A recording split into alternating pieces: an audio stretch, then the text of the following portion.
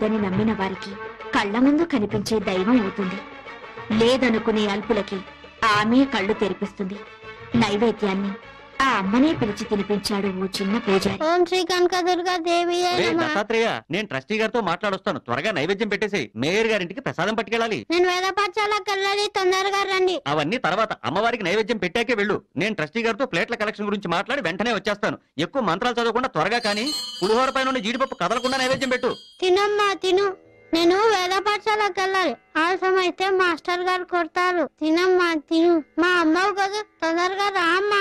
త్వరగా వచ్చి తినకపోతే నేను ఇవాళంతా భోజనం చేయను.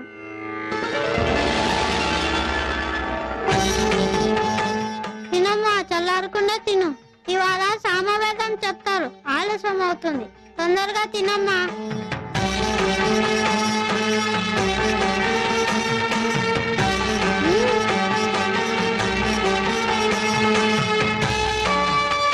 బాగుందా?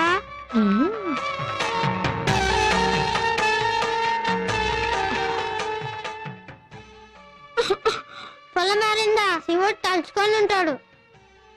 నేను దిష్టి తీస్తాను.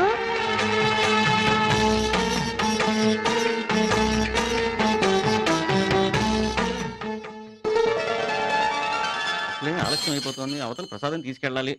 ప్రసాదం ఎదురా? దుర్గమ్మ తినేసింది. విగ్రహం ప్రసాదం తింటమేంట్రా? నిజంగానే అరిగించింది. నువ్వు తినేసి అమ్మవారి మీదకి నెట్టేస్తున్నావా? ఏంటమ్మా అలా నవ్వుతూ చూస్తున్నావు? కొడుతుంటే తిన్నానని చెప్పు. నువ్వు నెక్కేసి బొమ్మనేంట్రా సాక్ష్యానికి పిలుస్తున్నావు? మాట్లాడవా? తిన్నానని చెప్పు. తిన్నానని చెప్పు. నేను తినేసా అంటున్నారు, నువ్వు తిన్నావని చెప్పు. వచ్చి చెప్పకపోతే నేను వేరే మనిషి జంజన్ తీసేస్తాను. చెప్పు. ఒరే, కమ్మని పులిహోర పెట్టి చెయ్యి కడగడం మర్చిపోయావేరా?